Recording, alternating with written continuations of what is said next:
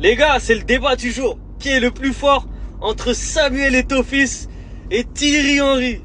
Lequel vous a le plus marqué? Ah là là là là, j'avoue, ça c'est une bagarre de fou malade. Hein. C'est deux attaquants qui ont marqué leur génération, qui ont marqué notre jeunesse. Et la vérité, c'est dur d'en choisir un.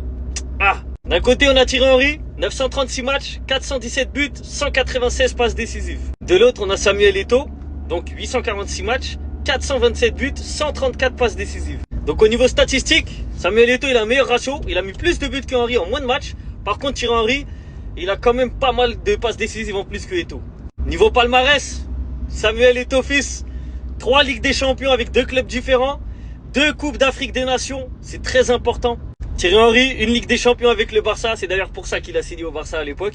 Coupe du Monde, Euro.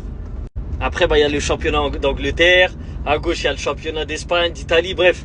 Les deux ils ont un palmarès de fou. En vrai de vrai, moi, personnellement, celui qui m'a le plus choqué, marqué et inspiré, on va dire, c'est Thierry Henry. Son époque à Arsenal, les enroulés, tout ça, je sais pas. Après, il y a PES aussi. Dans PES, il était trop fort. T'appuyais R2, t'enroulais, il y avait but. Donc, si je dois en choisir un, par sentiment, c'est Thierry Henry. Mais celui qui a la plus belle carrière, je crois que c'est Eto'o. Hein. En tout cas, en club, c'est Eto'o. Et avec les sélections, certes, Henry, il a la Coupe du Monde et l'Euro, tu vois.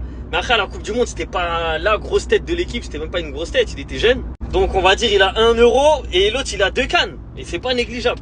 Bref, moi je sais pas, vas-y, je choisis Henry, mais vas-y. Vous choisissez qui vous? Eto'o ou Henry?